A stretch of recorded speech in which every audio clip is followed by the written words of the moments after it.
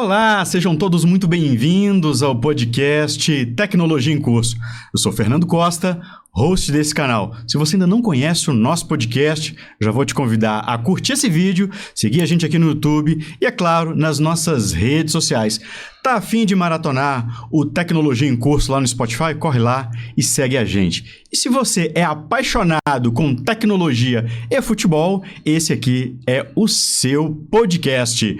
E o nosso tema hoje, nós iremos falar sobre Lei Geral de Proteção de Dados e futebol. E o nosso convidado, ele é graduado em Direito, ele é sócio da CNK Advogados e DPO do Esporte Clube Corinthians. Eu estou falando do nosso amigo Causa Neto. Seja muito bem-vindo, obrigado por aceitar o nosso convite. Seja bem-vindo, Causa. Muito obrigado, Fernando. Uma honra estar aqui com você, né? Até uma coisa que eu queria.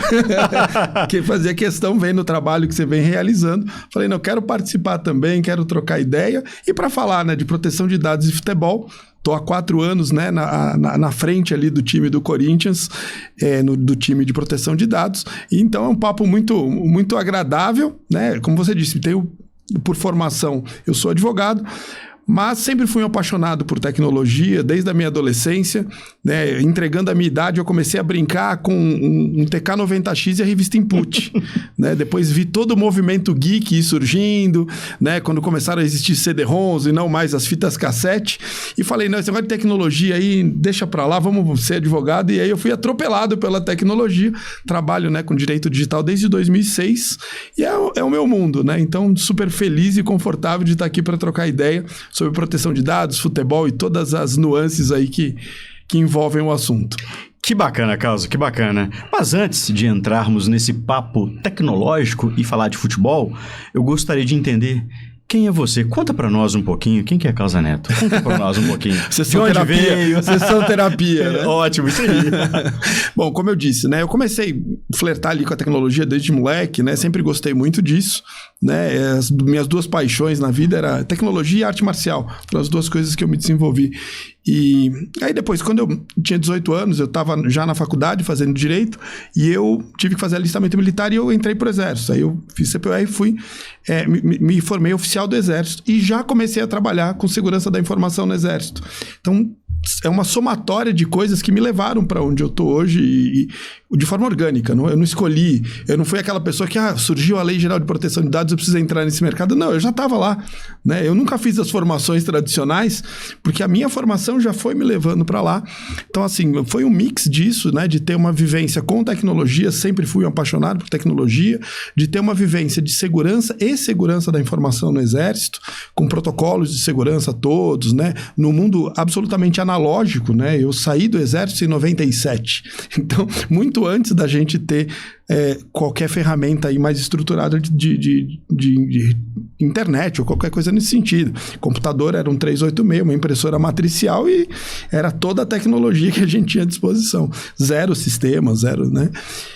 E aí a coisa vai entrando, começo a trabalhar com direito de propriedade intelectual, que é a inovação. Patentes, né? Registro de software, marcas. Em determinado momento, 2006, quando eu entro efetivamente no direito digital, eu tenho uma solicitação de um cliente, que era presidente da GM, ele tinha recebido um e-mail do patodonald@hotmail.com. Parece um negócio até lúdico, né? Só que esse e-mail acusava ele de uma fraude enquanto presidente da GM e estava copiado para os maiores jornais do mundo. Então era algo que tinha um impacto muito grande, né? Na época, isso foi em 2006, o judiciário ainda não estava preparado para quebra de sigilo telemático, né? As próprias perícias eram muito superficiais. E na época, até por curiosidade, não sei se você conhece o Domingo Montanaro, hoje um grande aí, um dos maiores nomes, né, do forense digital. Ele estava começando também e ele foi o meu assistente ali, técnico, né? Em 2, 3 minutos ele sabia o quarteirão que o cara tava. Ele falou, o cara tá nesse quarteirão. A gente já sabia quem era, mas aí você tinha todo um caminho judicial, jurídico, para esquentar a prova. Na verdade, eu precisava que a telefônica, na época, dissesse quem era o dono daquele IP, para eu poder tomar as consequências, embora eu já soubesse quem era. Então, uma história assim aleatória, mas a partir daí eu vi o quanto o direito e a tecnologia tinham um caminho conjunto E até pelo impacto de um processo desse tamanho, o direito digital entrou na minha vida para não sair mais. 2017, né, começam a falar já numa lei de proteção de dados, eu falei, opa, isso aqui já é um pouco do que eu faço, trabalhar com privacidade, né, criar políticas. E aí foi orgânico, a coisa fluiu. Veio a pandemia, eu começando a estudar como é que eu vou implementar essa lei, criando ali protocolos. E é até interessante a minha entrada no Corinthians, né? Eu já vinha fazendo alguns processos de adequação. E na eleição anterior do Corinthians, surgiu uma discussão entre chapas e uma chapa acusava a outra de estar violando a LGPD. E aí dois conselheiros, na verdade, um que é juiz em Guarulhos, em São Paulo, e um outro que é um empresário de tecnologia, os dois falaram no meu nome. Peraí, vamos pedir um parecer pro causa, porque eles conheciam meu trabalho de rede social, eu sempre escrevi muito. Precisa pedir um parecer para esse cara se existe essa violação ou não. Eu fiz o parecer. A chapa que foi beneficiada pelo parecer perdeu as eleições, mas ficou ali aquilo, né? Beneficiada assim, né? Que eu provei que não existia uma violação ali, porque era um cumprimento de estatuto. Estava, né, no cumprimento de obrigação legal. E mesmo assim, quando o jurídico assume, o novo diretor jurídico, ele falou, precisamos fazer duas coisas aqui no Corinthians, compliance e proteção de dados. E aí ele, né, fez lá uma consulta pública de alguns possíveis candidatos para essas vagas. E lembraram do meu nome, até pela minha participação lá com o parecer. E me chamaram, eu falei, não, vou encarar esse desafio aqui e assumir, né? Primeiro como um consultor da implantação e a partir daí... Você vai ser o DPO? Eu falava, jamais, imagina, né? Não. Só que você pega amor pelo filho, né? E é um processo, a gente vai conversar hoje aqui, você sabe disso, sabe do que eu tô falando? É um processo muito complexo, então assim, toma muito tempo, muita dedicação. Aí eu falei, tá bom, chegou uma hora que eu falei, beleza, eu sou o DPO e vamos em frente. Foi uma das coisas mais ousadas e mais felizes que eu fiz, que pra mim um caso de muito sucesso, né? Nós estamos lá há 4 anos já, só com coisas favoráveis e boas, assim, lógico, muito trabalho, muito perrengue, mas tudo fluindo muito bem. Então, basicamente, eu sou esse cara. Além disso, 2 filhos, né? Hoje, meu filho com 18 anos, fazendo agronomia, fugiu da tecnologia. E eu falo Você não deixou ele entrar na tecnologia, eu falo pra ele, né? Cara, não adianta você pensar em agro hoje sem tecnologia. Falei, já, o agro é 100% tech, né? E já é, né? Já é. E uma filha de 14 que ainda tá buscando aí caminhos, né? E vamos ver o que ela vai seguir. E é isso, parei a arte marcial, sou o 3º dan de Hapkido, competi mundialmente. Então, quando você fala de desporto, eu tenho uma vivência como atleta, né? Profissional mesmo que eu fui. E é isso, minha vida basicamente é isso. Adoro cozinha, adoro fazer massa. Você me segue em rede social, você já percebeu? Adoro. Lembro da minha avó. Uma mesa dessa aqui, eu olho e já dá vontade de abrir massa nela. Que legal. E basicamente, eu sou esse cara aí. Que bacana, Carlos, que bacana. Uma coisa que eu fiquei bem curioso, você falando um pouquinho da sua trajetória, falando um pouquinho aí da sua formação, né? Um pouquinho da vida de quem é você. A tecnologia chegou primeiro do que o direito, então foi isso? Sim, a tecnologia está comigo dos 12. Eu comecei programando em WordStar, em COBOL, cara, em Assembly. Você vai acabar entregando a sua idade. COBOL, Assembly, você vai acabar entregando a sua idade. Eu comecei ali, né? E parei, assim, tipo, não manjo de Python, de Java, nada disso. Eu parei lá atrás, né? Meu envolvimento daí virou como usuário, consumidor final, né? Que legal, cara, que legal. Eu achei muito interessante você mencionar esses passos aí e de como que entrelaciona a tecnologia, o seu amor pelo esporte, hoje atuando com proteção de dados num clube de futebol. Que bacana isso. Causa, como nosso assunto central é a Lei Geral de Proteção de Dados, cara, fica à vontade para poder falar sobre essa lei. Fica à vontade para poder falar sobre esse assunto. Essa lei, assim, né, ela... Hoje existe um movimento, assim, na sociedade, será que a lei pega ou não pega? É uma lei que está em vigor há mais de 4 anos, né? Ela não tem mais o que pegar ou não. O que deixa as pessoas um pouco confusas é que a ANPD, que é a Agência Nacional, que é um órgão que tem por obrigação, entre outras coisas, a fiscalização, tem feito um trabalho muito mais de criar cultura, você sabe disso, criando cartilhas normativos, e não de fiscalização e punição efetiva. O nosso país, né, eu brinco, eu adoro ser brasileiro, sou super patriota, de verdade, sem viés político, patriota, né, por ter sido militar, por ter sido atleta brasileiro. Mas o nosso país ele tem 2 características que quando a gente fala de segurança, e LGPD está dentro de segurança da informação, que elas não casam bem, que é criatividade e curiosidade. O brasileiro ele é difícil. Ele não é proativo. Então, quando a gente fala de segurança, você precisa ser proativo. Então, hoje, se eu com o meu conhecimento, se eu tenho uma empresa, eu já estou pensando em tudo que eu vou fazer para que eu não tenha um problema com incidente de dados. Porque existe uma lei, eu vou ter uma punição. Ah, mas as punições não estão acontecendo ainda. Eu não vou pensar nisso, eu vou pensar que eu não quero que aconteça com a minha empresa. Porque eu tenho uma cabeça de segurança e sou proativo. Agora, o nosso empresário, até pela quantidade de impostos, de problemas, carga tributária, passivo trabalhista, o cara ele é reativo, ele só vai olhar para aquilo a hora que o problema acontecer. Então a gente vem com esse problema de, assim, não tá existindo uma cobrança do órgão legal, mas está existindo uma cobrança por cascata dos próprios clientes.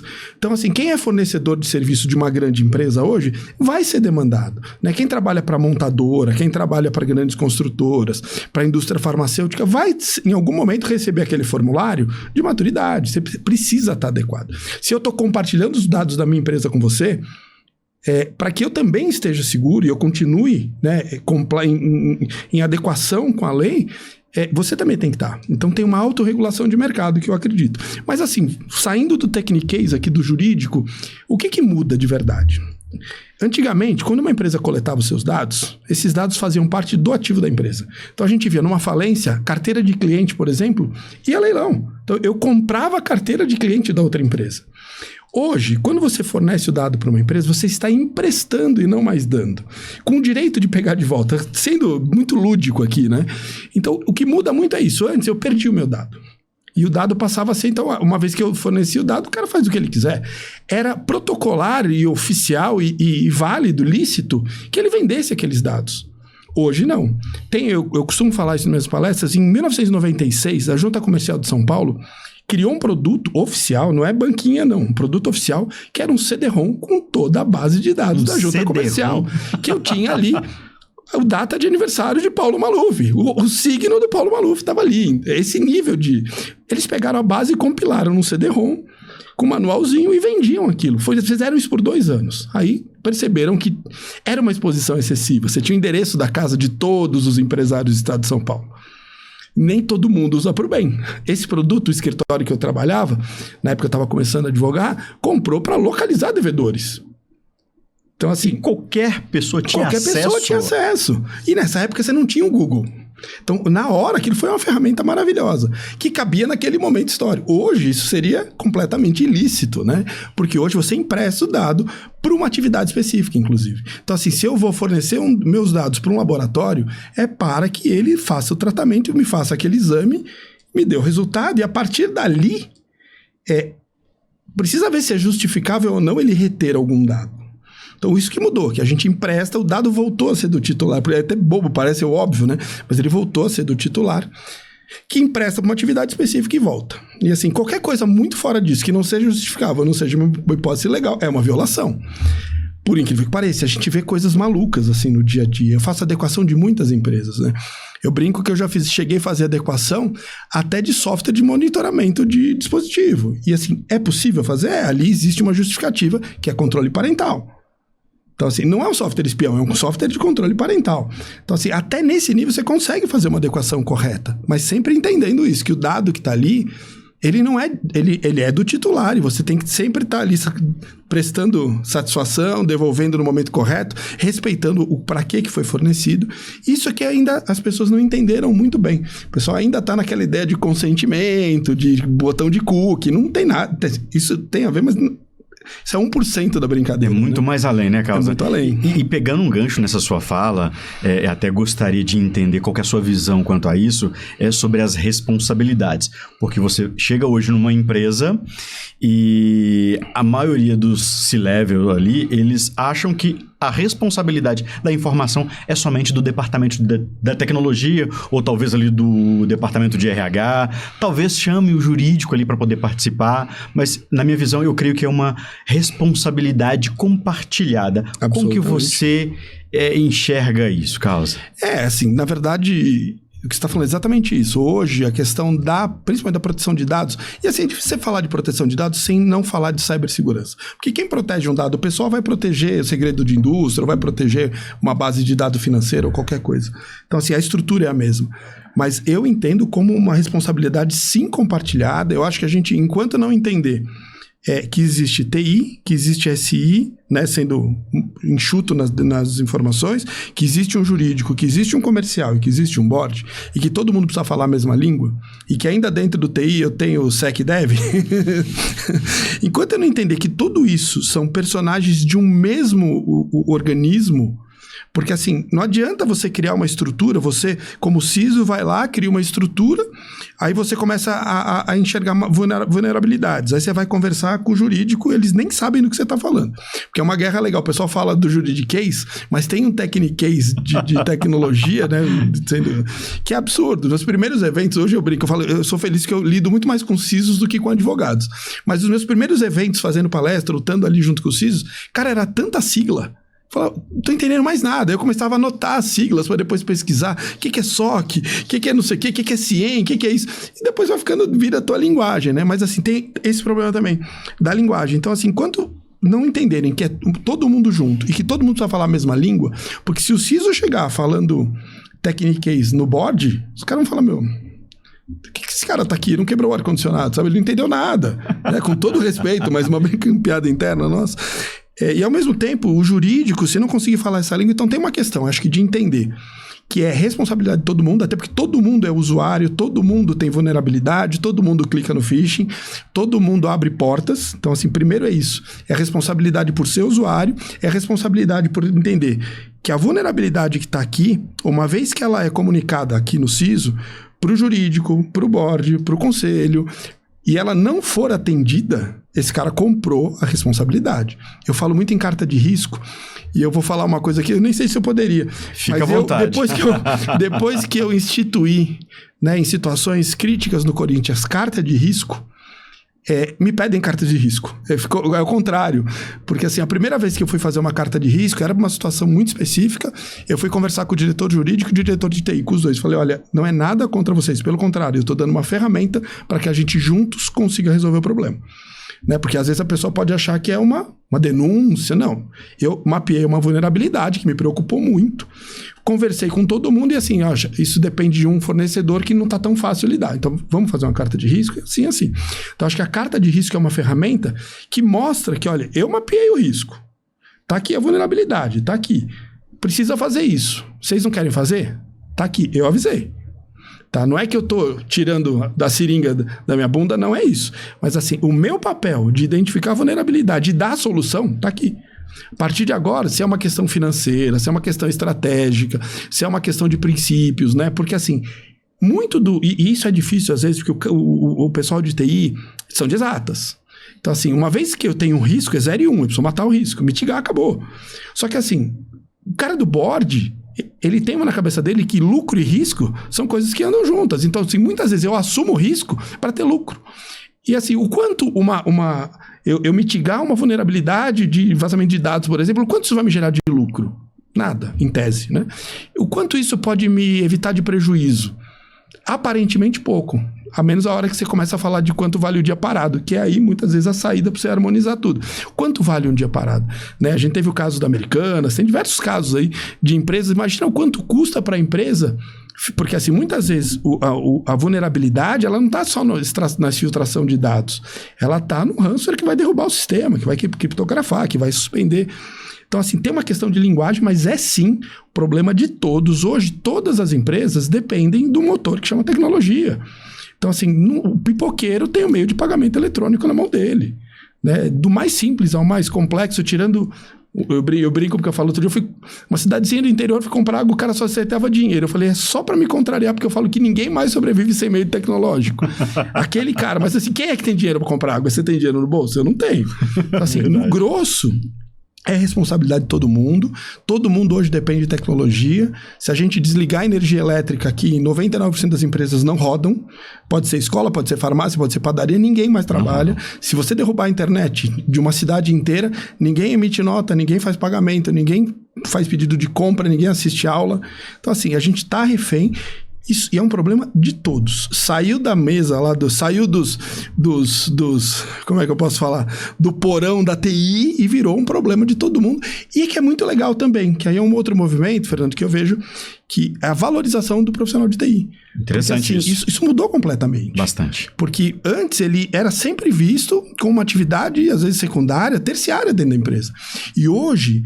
Pelo menos os empresários que têm realmente uma visão de mercado entenderam que eles não rodam sem esse cara. Esse cara é fundamental.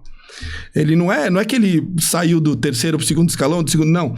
Ele vai do lado ali que, assim, se você não tiver internet, não tiver sistema, não tiver funcionamento ali do teu sistema, acabou, você não trabalha. O cara não consegue marcar pontos se você não tiver internet. Não tem, chega nesse nível, né? Então, assim, isso eu acho legal. Que também, ao mesmo tempo, você tem uma valorização muito grande, né? Tanto em termos de salário, em termos de prestígio, em termos de ocupar posições dentro da empresa. Quantos cargos foram criados, né? Até agora tem o Caio, né, para tratar de inteligência artificial. Então, assim, vejo nesse sentido um problema de todos, uma necessidade de harmonizar comunicação, que eu acho que o bom jurídico faz isso, né, e eu gosto de acreditar que eu vou ser esse bom jurídico que tem na minha cabeça, que é o cara que consegue falar negócio com o board, consegue falar tecniquez, traduzir tudo para falar, olha, a gente precisa disso para que isso funcione. Ó, tem um problema ali, é melhor a gente resolver. Né? Não dizer não, prefiro não, né? Porque fica aquele, tanto o SEC quanto o jurídico do não, para não assumir risco. Não, nós temos que fazer funcionar, a empresa precisa disso. Que eu falei, criatividade e flexibilidade. Curiosidade. Se você falar não pro brasileiro, cara, você só tá pedindo pra ele fazer de um jeito diferente. Ele não vai parar. Verdade. Né? Causa, você comentou aí na sua conversa sobre essa carta de risco, né? Cara, para os nossos ouvintes que estão nos acompanhando, explica um pouquinho. Essa carta seria o quê? Um informativo? O que seria essa carta? Essa carta, ela tem um formato ali de praticamente uma declaração. Como é que ela funciona? Uma vez que você tenha a função como DPO ou como CISO, né, ou como diretor de TI, de identificar vulnerabilidades, e você tem identificado uma vulnerabilidade, que às vezes sai muito da tecnologia. Eu já vi questão de vulnerabilidade ligado ao emocional do cara que está na ponta atendendo o telefone, e que ele pode vazar dado. E aí é uma questão psicológica, mas que é um risco é uma vulnerabilidade de vazamento de dados. Ah, mas isso não está na tua pauta, isso é RH, não, isso está na minha pauta, que se vazar dado, o problema é meu. Né? Então, assim, a carta de risco, ela é um documento no qual quem tem a responsabilidade de identificar uma vulnerabilidade, relata a vulnerabilidade, ele coloca ali quais são os riscos iminentes, quais são as possíveis formas de mitigar aquilo, porque eu acho que é legal você... Não tem verdade absoluta. Então você coloca, ó, a gente poderia seguir nesse caminho, contratar uma solução, mudar um procedimento, né, alguma coisa assim, e você direciona as pessoas que têm poder de decisão e pega uma via assinada. Porque assim, é uma forma também de você se resguardar, porque a hora que aconteceu... Se você fica só de boca, ó, tem um problema lá, os caras não estão nem ouvindo.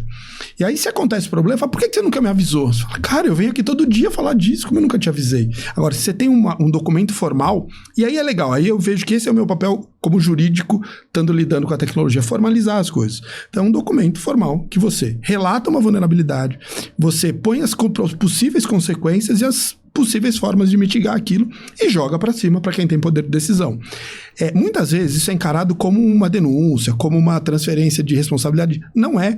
Isso é a ferramenta, muitas vezes, para que esse cara que é o teu decisor possa ir no CFO, né, no financeiro, possa ir no presidente para falar, olha, nós estamos com esse problema, tem essa solução. Esse problema é grave, ó, o cara está dizendo aqui que a gente pode ficar sem trabalhar uma semana, ou está dizendo aqui que pode ter uma exfiltração de dados, que pode ter uma multa de 50 milhões de reais. Por exemplo, né, nos clubes, grandes clubes, o faturamento da gente, o fantasma da multa de 50 milhões é real. Ele vai bater 2% do faturamento, bate tranquilo 50 milhões de reais. Quem quer assinar um cheque de 50 milhões de reais por um vazamento de dados que podia ter sido mitigado? Né? Então, assim, a carta de risco é nesse sentido. É um documento que eu recomendo, que muitas vezes é mal visto, porque tudo que é formalidade dentro do institucional, o pessoal fica meio assim.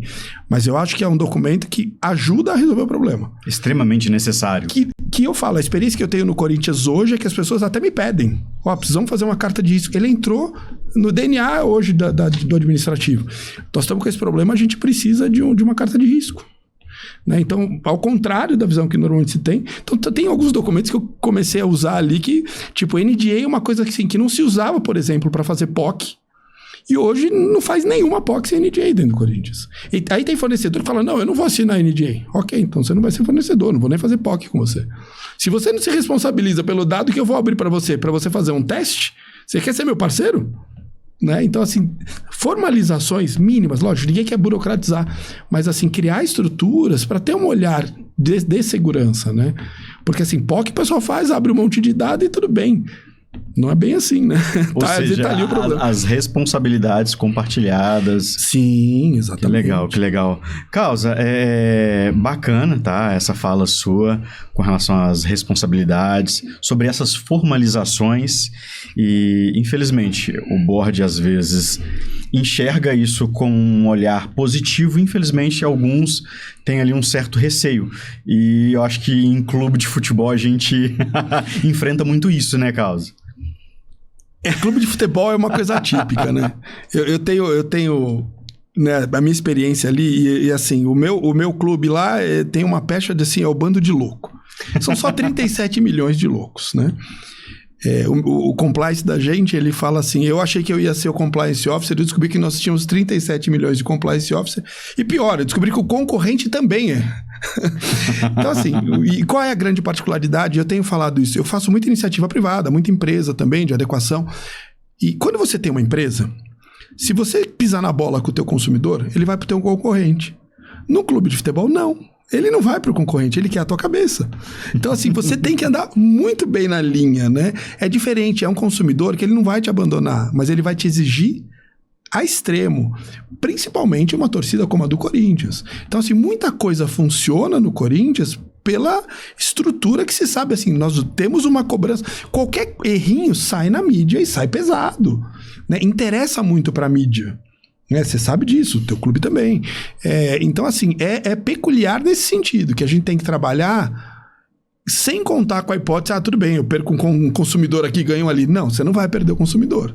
Você vai ter um grande problema para resolver depois. E até aproveitando, né, você mencionando sobre esses projetos aí que você vem desenvolvendo ali dentro do Corinthians, conta para nós, Causa, como que tá esse processo ali de Lei Geral de Proteção de Dados lá dentro? Como é que começou esse projeto? Conta um pouquinho para nós sobre isso, cara. Eu falo que para mim é um case de muito sucesso, né? E lidando com muitas empresas, fiz muita empresa grande, multinacional. Por que eu falo que é um case de muito sucesso? Ele começou, né, por uma visão um pouco mais moderna da administração anterior, de querer ter um compliance, de querer ter proteção de dados. Eu comecei o mapeamento a frio, porque assim, não adianta querer usar um software para mapear um clube de futebol. Eu tenho lá um hospital disfarçado de departamento médico, eu tenho um RH super estruturado, um financeiro super estruturado, um mar de modalidades amadoras, natação, judô, futebol, basquete, blá, blá, blá, é infinito, com um monte de criança lá dentro. Então assim, são tantas bases de dados e tantas bases de dados críticas que assim, um software não ia resolver. Então eu comecei fazendo o trabalho no mapeamento a frio, de sentar com equipe por equipe para falar, e aí, o que você tem de base de dados aí, amigão? Aonde está guardado isso? O que você faz? Quem acessa? Teve que ser assim, teve que ser aquele negócio como é que chama? No cinzel, né?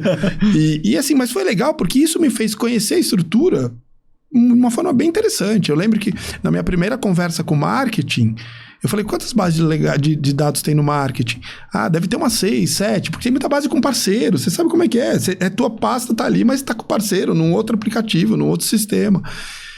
E aí a gente começou a ver ali, tinha muito mais, mas muito mais base de dados. E assim, mesmo... Aí você vai chegando no final do processo e alguém fala, mas assim, você já ficou sabendo que fulano tem um PC embaixo da mesa que nem tá na rede, que tem uma planilha Excel com o telefone de todo mundo? Então são particularidades assim que um software jamais ia pegar aquilo, né? Então a questão começou dessa forma, com mapeamento a frio. E aí, beleza, mapeamos, começamos a fazer um plano de trabalho para arrumar tudo que precisava e tinha muita coisa, né? Até porque, assim, um clube de futebol, ele é uma pequena associação de bairro que fica gigante, com uma estrutura administrativa que vai crescendo aos poucos. É a diferença de uma cidade planejada, Brasília e São Paulo. Uma cidade planejada, ela é tudo certinho. Uma cidade que vai crescendo, né, ali muito organicamente, rápido, né? E é um clube de futebol. Você pega o Corinthians, o primeiro fardamento do Corinthians era de saco de estopa. Então, assim, começou na rua, é um time popular e que veio se estruturando, mas assim, com uma administração ainda de clube de bairro, é assim, né? Isso não é uma crítica. Hoje, a gente tem um CEO, além do presidente, a coisa vem mudando, né? Porque também acho que não é um clube que cabe uma SAF pela torcida. Interessante esse ponto aí. Não vou nem dar a minha opinião se eu acho que SAF é melhor ou não. Mas eu acho que uma SAF no Corinthians, a torcida não... Iria ver com bons olhos, não iria ver com bons olhos, né? Mas uma administração que vem melhorando. Então eu vim como um dos elementos dessa administração que está mudando. Conseguimos fazer um mapeamento, comecei a criar as políticas, aí infinitas políticas. Assim, você tem que pensar em cada departamento, em cada estrutura. Não adianta você criar uma política só para todo mundo. E aí a gente começou a fazer um trabalho também de... treinamento, conscientização, muito difícil, é muita gente. E aí a gente começou a fazer alguns treinamentos pontuais, e criar uma cartilha. Aí a cartilha tem via física, tem via eletrônica. Então foi fluindo, mas o que é mais interessante que eu vejo, que mostra que realmente pegou. Não sai um contrato sem passar por mim. Então, todos os contratos, os que são padrão, eu já criei as cláusulas e sei que elas são respeitadas. Porque às vezes eu tenho clientes que são fornecedores, né? Você recebe um contrato para analisar que você mesmo fez aquela parte. Mas assim, todo contrato que vem de fora, ainda que seja às vezes na sexta-feira às 6 horas da tarde, para assinar, tá todo mundo na mesa. Isso sempre acontece, mas né, assim, vem ali pelo menos para que eu dê um ok ou não da parte de proteção de dados. Então, assim, todos os departamentos entenderam. Depois eu comecei a fazer um trabalho com a Arena, né? A Arena no Corinthians, em São Paulo, elas são distantes, né? A Arena do clube, distantes assim... Tem uns 14 quilômetros, mais ou menos. Uhum. Mas são gestões em separado, ainda que harmônicas. Né? E eu comecei a fazer um trabalho lá com o pessoal que atende o consumidor final, o cara que atende o torcedor quando chega, o cara que atende telefone. Quero saber sobre isso, cara. Isso é fantástico isso daí, né? Não fantástico por meu trabalho, mas fantástica a experiência. E aí isso me trouxe, me fez com que eu falasse com todo mundo e todo mundo soubesse. Caramba, nós temos uma lei de proteção de dados, nós temos que respeitar isso, tem um DPO, eu tenho com quem tirar dúvida. Nos primeiros momentos, minha vida ficou uma loucura, porque eu recebia e-mail de todo mundo, cada atendente me mandava e-mail com uma dúvida. Mas era o início, hoje já não, hoje está todo mundo mais seguro. Então assim, isso eu consegui fazer com que todo mundo ali dentro, pelo menos a grande maioria das equipes, das pessoas, entendessem que a gente tem que cumprir essa lei e que tem alguém que é responsável. Aí eu tive a alegria, né, no começo desse ano, direcionar uma pessoa para ser o meu ponto focal ali dentro, que é alguém que fica lá dentro o dia inteiro, porque eu sou DPO as a Service, eu tô muito lá dentro, mas assim, eu tenho escritório, eu tenho um monte de coisa, mas eu tenho uma pessoa dedicada lá dentro, fazendo muito evento de integração. Tivemos uma semana passada com um atleta, foi muito legal. Semana passada eu tive Semana passada? Foi essa? Foi essa semana, foi na terça-feira. Terça-feira. Com os atletas amadores, nós tivemos um evento que foi o Ministério do Esporte falar de antidoping, a Federação Paulista de Futebol falar de processo ali de Bolsa Atleta, e eu falar aí foi o Compliance falar de manipulação de resultado, e eu falar de proteção de dados para os atletas amadores, que estão em formação. Então, assim, replicar isso muito ali dentro. Então, uma experiência legal. O Ricardo, que é esse cara que está fazendo esse meio de campo interno, ele integra as equipes, ele faz todo mundo. Aí ele acabou trazendo, por exemplo, um ponto que tinha passado batida na minha cartilha, era o código de ética desportiva dos atletas amadores, que estava lá dentro. Isso não me apareceu no mapeamento. Falou, cara, tem isso aqui. A gente já olhou. Eu falei, não, então me traz, vamos reformular um pedacinho aqui, falar um pouco da importância. E assim, isso é a minha alegria, de que assim, os contratos passam por mim, as dúvidas vêm para mim. Demora a acontecer isso pegar, né? A gente teve um caso lá de uma denúncia na NPD, que foi, embora assim, o meu nome tá lá desde o início no site, tem o canal de comunicação, por algum motivo a NPD mandou pro saque e ficou 6 meses rodando a denúncia lá dentro e não chegou na minha mão. Quando veio o segundo ofício já mais apimentado, com razão, a NPD estava com razão, não tô criticando não. Que veio para mim e falou, mas caramba, tá rodando só 6 meses aqui dentro, por que não me mandaram, né?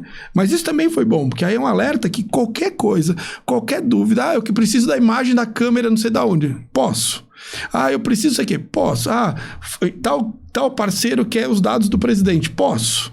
Então assim, legal, me dá trabalho? Me dá, mas assim, é uma forma que todo mundo entendeu que existe o risco e que tem alguém que é responsável por dizer um sim ou não. Né? E é legal isso. Então, por isso que eu falo, é uma experiência de muito sucesso para mim, porque em muita empresa eu não consigo isso. E a empresa tem um norte único, e eu não consigo isso. E uma dúvida que eu tenho, e que eu acho que é muito interessante, trabalhando também em um clube de futebol, é você tentar aplicar isso num administrativo, vamos dizer ali no back-office. Teve aderência quando você chegou ali no profissional, aqueles profissionais que trabalham diretamente com o atleta, departamento médico e outros departamentos ali. É mais difícil. Não precisa xingar ninguém agora, Causa, mas, cara, conta um pouquinho como que você chegou ali dentro dos departamentos ali, ligado diretamente ao futebol, para mostrar esse processo, a importância dessa proteção dos dados, principalmente dos atletas, né? E muito disso eu contei com o jurídico e com o IPTEC, que é o nosso departamento de TI. Até por eles estarem, assim, o jurídico tem pessoas que estão lá há quase 30 anos, né? Até um dos meus primeiros apoiadores no projeto foi um cara que está lá há 25 anos, que fez todos os contratos dos últimos 25 anos saíram da mão dele. Então, um cara que tem muita capilaridade, que me ajudou muito nisso, né? E o pessoal do IPTEC também, principalmente na questão das formações, da assinatura de algumas políticas. Mas eu tive casos de médico falar, não vou fazer treinamento. Como você não vai fazer treinamento? Não vou fazer. Então, você assina uma declaração que você não vai fazer. Não, então eu vou fazer. Então tem um pouco disso, né? Mas assim, realmente, você tem... E assim, num clube, e aqui também não é uma crítica, é uma realidade e um desafio, mas no clube a gente tem um elemento que ele não é hierarquicamente subordinado. Ele tem acesso... Já sabe o que eu tô falando. Ele não é hierarquicamente subordinado, ele tem acesso a tudo. E ele assina um NDA se ele quiser ou não. Porque ele, estatutariamente, ele tem direito a estar ali e ter as informações. E é um desafio, que é o conselheiro. Né? Nós temos centenas de conselheiros. Nós temos centenas. E não é uma crítica. Tenho conselheiros grandes amigos e muitos me apoiaram no projeto sempre. Mas assim, é o cara que você não tem como obrigar. Não é uma empresa que você fala assim, cara, se você não assinar isso aqui ou se você não fizer assim, você está demitido. O cara está eleito. Ele tem a função dele lá e ele tem direito a tudo, tá no estatuto. Então é muito mais delicado porque você precisa fazer um trabalho real de conscientização. Você não tem força sobre ele. Mas o DPO tem que ter autonomia para puxar a orelha do presidente, né? O que a gente fala aí. A do presidente você até puxa, a do conselheiro não. Porque assim, não dá, cara. Então assim, é um desafio.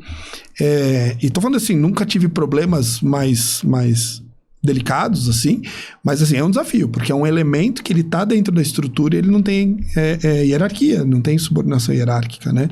Então é um desafio curioso, assim. E até falando, saindo um pouquinho do Corinthians, como que você enxerga, Causa, a Lei Geral de Proteção de Dados nos clubes aqui no Brasil?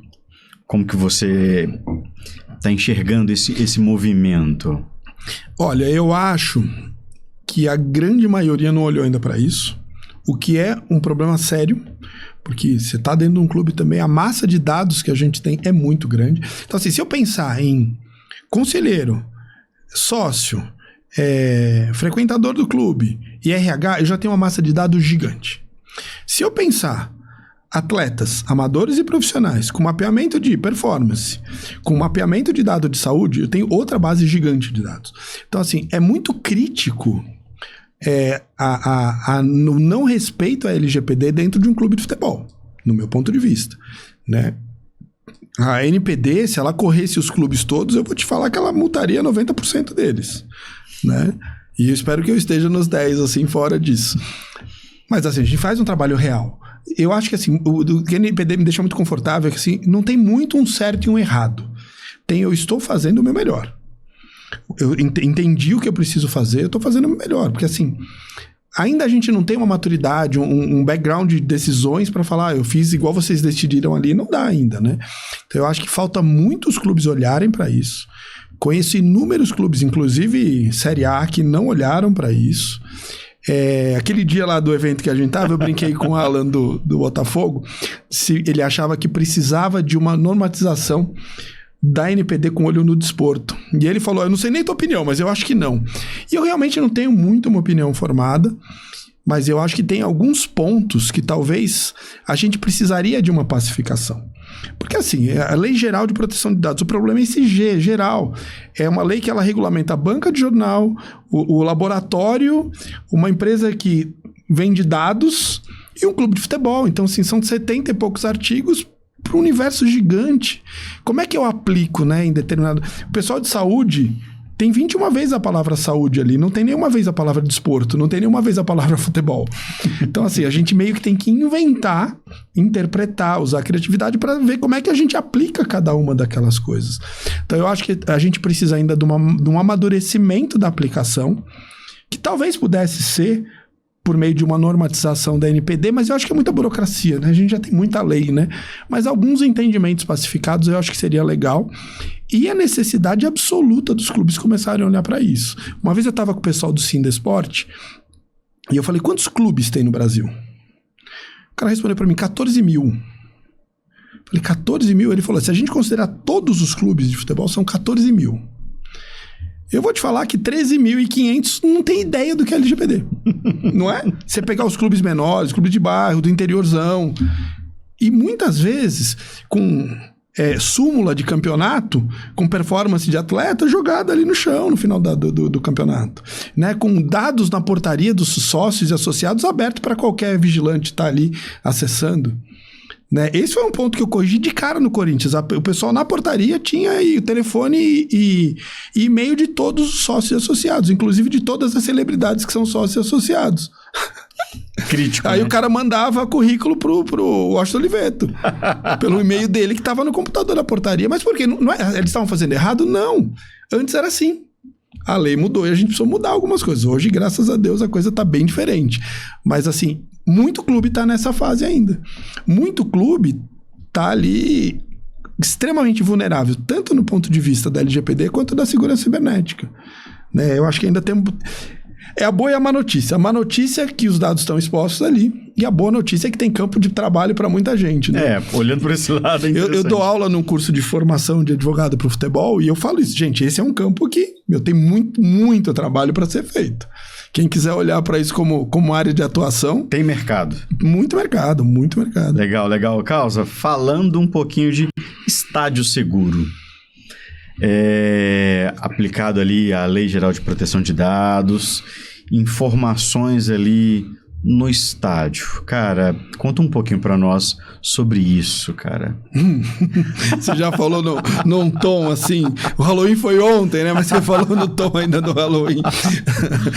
Olha, a gente tem, né, a Lei Geral do Esporte, a Lei de Estádio Seguro, as duas colocando ali uma obrigação da gente ter biometria facial para os estádios acima de 20 mil lugares. O Santos dos grandes times foi um pouco que se safou, porque eles têm 18 mil lugares, mas eles estão fazendo uma arena nova lá, eles querem entrar no problema também. Entrar no problema. Então assim, né, Fernando, eu acho super importante acabar com o cambismo. Eu acho que assim, a Lei Geral a Lei do Estado Seguro, ela tem três pilares. Acabar com o cambismo, fazer ali a apreensão de pessoas que estão sendo procuradas pela justiça. E o terceiro eu nunca entendi direito, mas é a recuperação de carros roubados. Talvez nos estacionamentos das arenas, né? Esse eu não entendi muito bem. Mas os dois primeiros pilares, acabar com o cambismo e fazer a apreensão de pessoas que estão pedidas pela justiça, aí, né, buscadas pela justiça, são coisas que eu acho que são fundamentais. É muito mais tranquilo você ir no estádio com a sua família, sabendo que não tem pessoas ali, né, que estão sendo procuradas pela justiça por terem praticado crime. E o cambismo é um grande problema para a gente. Então eu vejo com muito bons olhos a iniciativa. Tem uma questão de maturidade de reconhecimento facial, principalmente com o uso de inteligência artificial, que me preocupa. Porque tem inúmeros vieses. Né? Primeiro, existem vieses étnicos de reconhecimento facial, que isso é sabido. E aí quando a gente vai para um time de futebol, principalmente um time de periferia, um time do povo como o Corinthians, cara, a grande parte da minha torcida é de etnia negra ou descendente de negro, que a inteligência artificial se perde ali, às vezes, no reconhecimento facial. Então, eu vou ter um problema claro ali, se eu quiser aplicar isso de uma forma que o reconhecimento seja feito com base nas características estéticas faciais. Eu tenho um problema também de ter torcida organizada, muito estruturada, que muitas vezes tem membros que têm problemas com a justiça. Né? Eu fiz uma vez um podcast com o pessoal Data Privacy Brasil, lá do Bruno Bioni, e eles colocaram eu e colocaram um chefe de torcida do Flamengo para falar. E eu fui super técnico, falando, olha, a gente tem que, né, entender os princípios da lei. E a fala de abertura do chefe da torcida, de uma das torcidas lá do Flamengo foi: o traficante também tem direito de assistir jogo. Então, assim, é uma questão social. Eu concordo com o que ele falou? Não, eu não concordo. Eu acho que o cidadão tem direito a assistir jogo, todo ele. Agora, se o cidadão foi condenado e reconhecido como traficante, ele tem uma restrição. E aí, assim, não a pessoa dele, mas a condição dele naquele momento. Só que quando a gente fala em torcida, tem uma questão muito acalorada. Né? A gente fica muito preocupado no Corinthians quando vem uma solicitação, por exemplo, da polícia num grande jogo, no final de tarde, eles querendo saber quem são as pessoas que compraram ingresso para fazer uma batida na porta. Assim, você, na entrada de um grande jogo, prender um líder de torcida, cara, você vai já começar tudo errado. Confusão na certa. Então, assim, acho que a polícia nem deveria fazer esse tipo de coisa. Tem outros momentos e outras formas, né? Ali já é um lugar de calor. Futebol é calor, é emoção.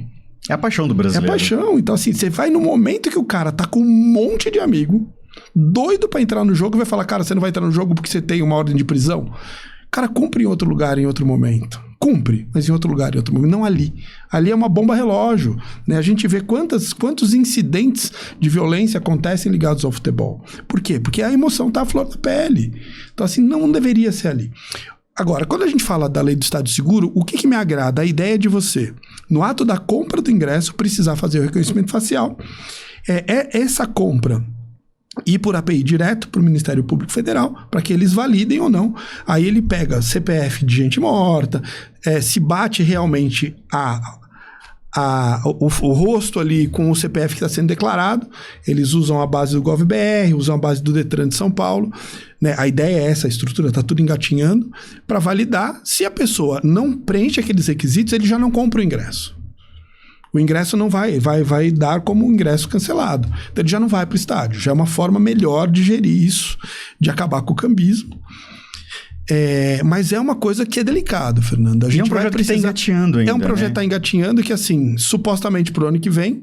É isso que eu ia perguntar. Eu clamo que exista aí uma prorrogação, porque, assim, dos grandes clubes, inclusive, eu acho que 2 clubes conseguiram andar mais com isso, né? A gente está começando, estamos com um projeto, já estamos com alguns fornecedores fazendo testes, mas assim, não dá para dizer, funciona. Eu morreria de medo de um dia de um jogo importante ter que usar uma estrutura dessa sem ter feito bastante teste antes, né? Gosto da iniciativa, me preocupa a mecânica dela, me preocupa tratar esses dados, que é uma coisa que a gente teve uma reunião com o Ministério Público Federal, eu falei, olha, vou fazer assim, a gente coleta. Mas não sou eu que vou dizer quem é o cara, não. Eu coleto e mando para vocês. Eu não vou tratar esse dado. Eu não tenho porquê, eu não tenho condição de dizer, esse cara aqui realmente... Imagina uma situação, Fernando, e foi uma conversa até bem que a gente teve técnica ali. Imagina 2 irmãos gêmeos. Um que tem problema com a justiça e o outro que não tem. E ali, mas muito parecidos a ponto de atrapalhar ali a inteligência artificial. Eu, enquanto clube, vou dizer pro cara, não, eu não vou te vender o ingresso porque você tem um problema com a justiça? Pro cara errado? Olha o problema que eu vou me arrumar. Responsabilidade civil, dano moral, não. O Ministério Público Federal que resolva. Eu colho o dado, tá aqui. Agora, o que vocês vão fazer com ele, vocês me dizem. Eu tô aqui para cumprir a ordem, né? Então, eu vejo um pouco desses riscos. É algo que me preocupa. Eu gosto da ideia, mas me preocupa. Entendi. A aplicação eu acho que é muito delicada. Acho que a gente precisa ir aos poucos. E estruturando isso aos poucos. Entendi. Causa, até seguindo aqui com a nossa conversa, que está incrível, e eu queria entender mais de mercado sobre esse processo da Lei Geral de Proteção de Dados. É um mercado que, inclusive, você já mencionou que tem muito trabalho disponível aí para quem quiser entrar. Tanto o profissional de tecnologia, o profissional que trabalha, né, o advogado, você teria alguma dica como que ele poderia começar? Eu quero fazer tecnologia, não, vou estudar direito, vou fazer administração. Você teria alguma dica para a pessoa que gostaria de trabalhar com Lei Geral de Proteção de Dados? Teria ser alguma dica? Olha, eu acho que assim, a gente tem que pensar, é uma atividade de conhecimento multidisciplinar. Multidisciplinar. Você precisa entender um pouco de lei, porque você vai aplicar lei, vai aplicar política, muitas vezes vai ter que redigir política. Você precisa entender um pouco de tecnologia para entender como as coisas funcionam, como é que uma exfiltração de dado acontece, quais são as vulnerabilidades que realmente existem. E você precisa entender um pouco de compliance para entender como é que você impõe regras dentro de uma empresa. Né? Esse é um trabalho, ou dentro de um clube. E você precisa entender um pouco de negócio. Então, assim, é multidisciplinar. A minha formação, ela foi um pouco orgânica, mas o momento que eu falei assim, eu preciso... Bom, eu quero trabalhar com proteção de dados, gostei da ideia. O que eu vou estudar? Além de ter feito curso ali, um monte de curso da Cisco, de tecnologia, fiz curso da Rolls-Royce, fiz uma formação em Harvard lá de programação para advogado. Além disso, mas o que foi a minha preocupação? Foi fazer um curso de extensão em compliance. Eu fui fazer na GV, porque eu falei assim, eu preciso entender como é que eu vou... dentro de uma estrutura que já existe e funciona, criar regras novas. E aí você consegue entender que princípios básicos do compliance, o Tony é the top. Se a presidência não aderir ao teu projeto, esquece. Então, assim, não adianta você ficar fazendo trabalho de base se quem está lá em cima fala, isso daí é besteira. Não, esse é o primeiro princípio, é o primeiro pilar de compliance, e aí por diante, né? E aí, no segundo momento, quando eu comecei a fazer mapeamento, falei, cara, eu preciso aprender a tirar mais desses caras. E eu fui fazer um curso de investigação corporativa. Então, assim, é muito multidisciplinar. Mas eu acho que, assim, quem quer entrar nesse mercado, eu acho que os dois caminhos são super viáveis. Tanto um caminho de TI quanto o caminho do jurídico. Talvez mais o caminho do TI, né? Porque é mais fácil você aprender, pelo menos é a minha visão, aprender a lidar com as leis do que entender tecnologia. E a gente está falando aqui em humanas e exatas. É difícil. São cabeças diferentes. Eu tenho um filho de exatas. Meu filho faz engenharia, faz agronomia, mas ele é muito de exatas. É o cara daquela brincadeira. Se tiver ovo, traz leite. Aí ele traz só o leite porque tinha ovo, sabe? Essas brincadeiras à parte. Mas então é mais fácil, acho, entrar pelo TI, porque você vai entender... Em TI, você vai estudar segurança da informação, né? Você vai ter uma visão de segurança que é necessário. No direito, não necessariamente.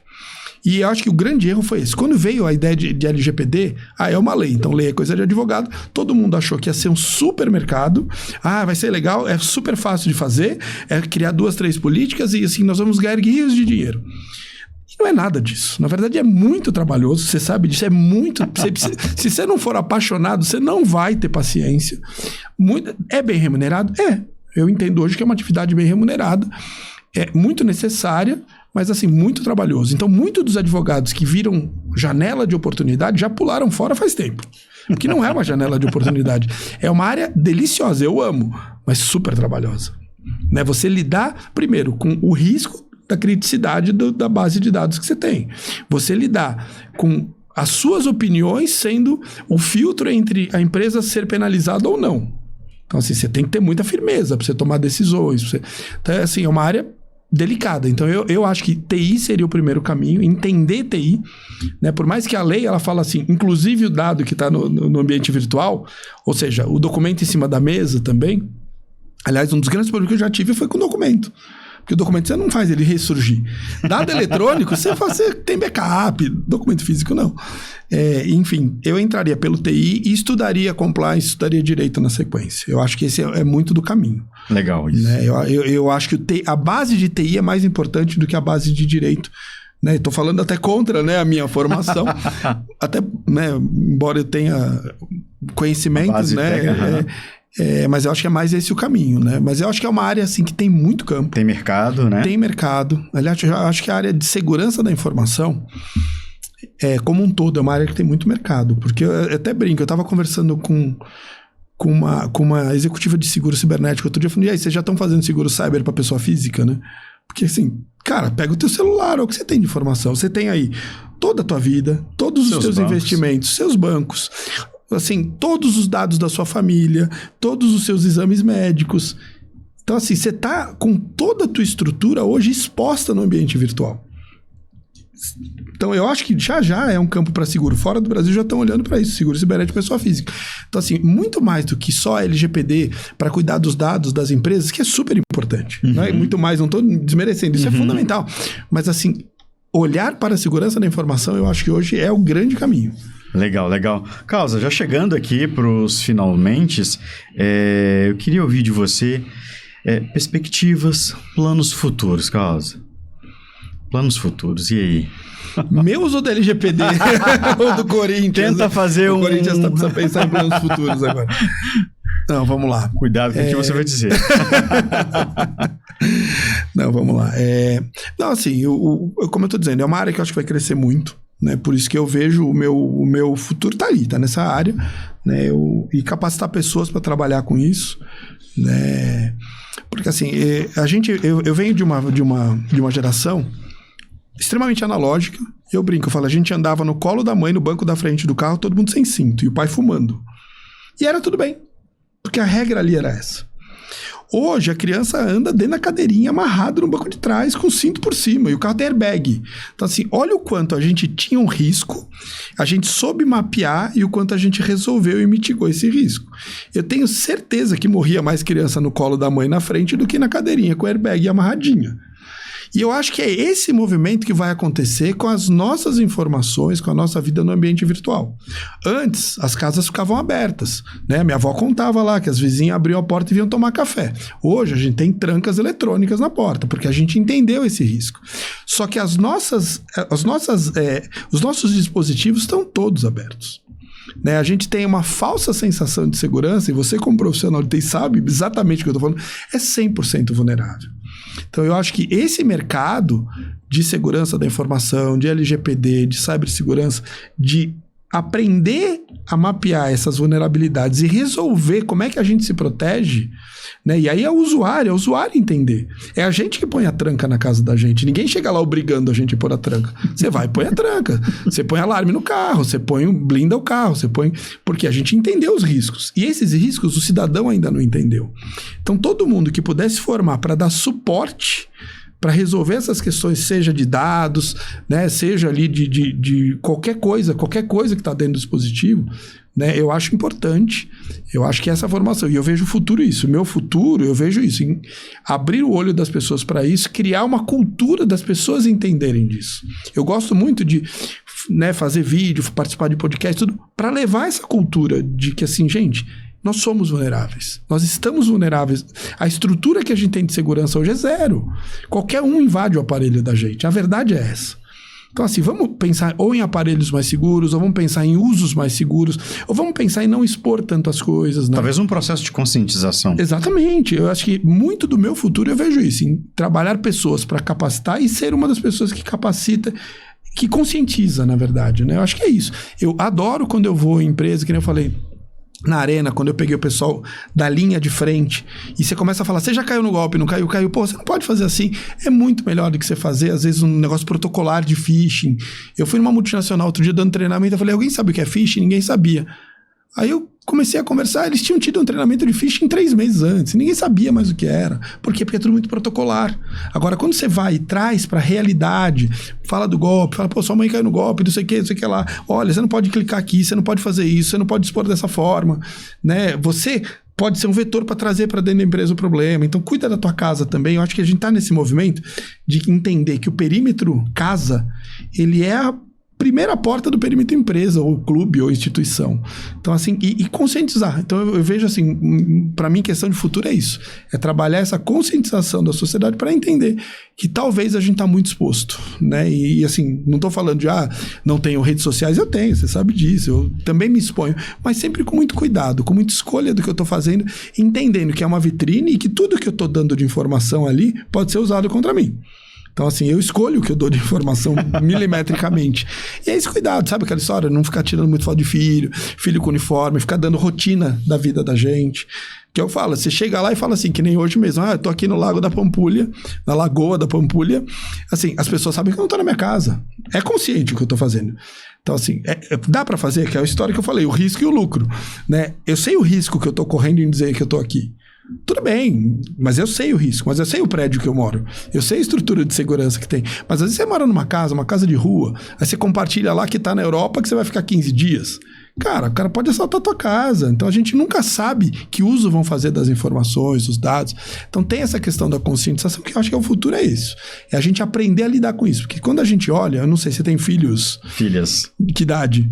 7, Fernanda, e Patrícia Carla com 15. elas já são de uma geração que eles são muito menos expostos que a gente. Verdade. Provavelmente você vai ver o Instagram delas, não tem foto nenhuma. Elas posse e tira. A gente não, a gente vai deixando o histórico lá, né? Já, assim, então você vê que eles já nascem com uma visão muito diferente da gente. E orgânico. Verdade. Porque não foi a gente que ensinou isso. E nem a gente sendo profissional de segurança da informação. E eles são assim. Então eu acho que tem a conscientização de quem ainda tá nesse outro. Porque quanto mais velho, inclusive, mais vulnerável. Né? Eu fiz um treinamento para um grupo de velhinhos outro dia que foi uma delícia, cara. Os caras estavam completamente perdidos, assim, e com vergonha muitas vezes. Aí o cara tem vergonha de mostrar que tem dúvida e acaba caindo no golpe porque não tem coragem de falar. Infelizmente. E abrir esse caminho. Então acho que muito do futuro é isso. Para mim, é conscientizar, é trazer essa vulnerabilidade, esse entendimento, para que a gente tenha uma vida segura, né? O crime organizado hoje está ganhando muito dinheiro, o crime eletrônico. Vamos parar com isso, né? Infelizmente. Causar, que bate-papo incrível.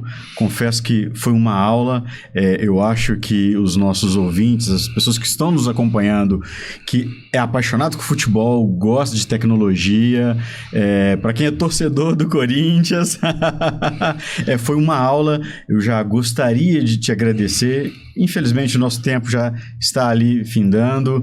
E, cara, muito obrigado pela sua disponibilidade, muito obrigado pelo papo enriquecedor. Se você quiser fazer algum agradecimento, eu já queria te agradecer, cara, pela oportunidade de ter você aqui no Tecnologia em Curso. Eu que agradeço, né? Me tornei fã do seu trabalho. Obrigado, a gente se conheceu lá no evento, até eu falei, eu quero participar do seu podcast. Virei fã, assim, do seu trabalho. E, assim, a única coisa que eu queria falar para deixar, né, falando agora para apaixonado de futebol, torcedor. Gente, o problema que a gente tem hoje nos clubes é a questão dos sites falsos. Venda de ingresso falso. Link em rede social de venda de ingresso. Isso gera um problema pra gente, né? Eu falo demais, já falei muito, mas esse assunto ainda é importante, eu queria falar dele.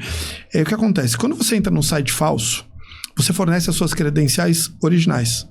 E assim, aí você forneceu as suas credenciais para o bandido, você forneceu os seus dados de cartão e você fez um pagamento. Provavelmente faz um pagamento por Pix. Então, primeira coisa, sempre que você vai fazer Pix, olha se o nome do beneficiário é o clube. Se não for o clube, não faça. Você já está ali entrando num golpe. Mas a minha maior preocupação é, quando você fornece as suas credenciais para o criminoso, se você perceber que é um golpe, troca a sua senha imediatamente. Sabe por quê? Porque aí depois, quando você comprar um ingresso oficial no site do clube, o criminoso tem o teu acesso e ele transfere o teu ingresso depois. E assim, isso não é uma culpa do clube. A gente faz o trabalho de conscientização, a gente tem todo um trabalho, uma estrutura de segurança para isso, mas uma vez que você forneça, né, até por cair num golpe, eu entendo, os sites falsos são muito parecidos. Hoje a gente tem um trabalho sendo feito no Corinthians, de um parceiro que faz o takedown, faz a derrubada dos sites fraudulentos. Semana passada nós tiramos 4 do ar enquanto eles estavam sendo criados. Então, assim, o trabalho da gente a gente está fazendo, mas o torcedor, isso serve para eventos em geral, mas assim, vai comprar o ingresso, tenha a certeza que você está entrando no site oficial. Já deixa no teu browser ali, já deixa o site oficial do teu clube, deixa ali. Porque quando você quiser comprar o ingresso, não clica em nenhum link de rede social, aquilo é tudo golpe. Clica no teu link ali, compra pelo canal oficial, para você não ter problema. Essa acho que é o que eu podia falar enquanto time, enquanto clube aqui, porque esse é um problema que a gente tem latente. Gerou até uma notícia aí esquisita na mídia, que não foi bem aquilo que aconteceu. Então, entender, né, que existe um cuidado que o usuário precisa ter. Vai no oficial, qualquer coisa, todo golpe ele nasce muitas vezes da sensação de vantagem. Então assim, já esgotou os ingressos do clube? Ah, mas eu consegui um link aqui que tem ingresso ainda com desconto. Gente, não, você está caindo no golpe. Você está caindo no golpe. Se já está esgotado, ninguém vai te vender com desconto. Aí você vai fazer o pagamento do Pix, faz um pagamento de Pix em nome de pessoa física. Aí você vai no clube reclamar que você foi enganado. Então, assim, tem um lado, a gente faz o nosso trabalho, vem fazendo todo um trabalho de estrutura, de segurança e de conscientização, que é isso que eu estou fazendo agora. Vai comprar o ingresso, entra no site oficial, confere na hora de pagar se o beneficiário é o clube e só confia nisso. É o melhor que a gente pode ter para todo mundo. Causar, que incrível, que dica sensacional. Mais uma vez, muito obrigado. Tecnologia em Curso agradece a sua participação. Cara, fenomenal. Muito obrigado mesmo pela sua participação. Beleza? Eu que agradeço. Muito obrigado, Fernando. Uma honra estar aqui com você. Obrigado, gente. E é isso aí. Se você ainda não curtiu esse vídeo, por favor, dá uma moral para o podcast. Curte os nossos vídeos, já segue a gente nas nossas redes sociais e um grande abraço e até o próximo vídeo. Valeu!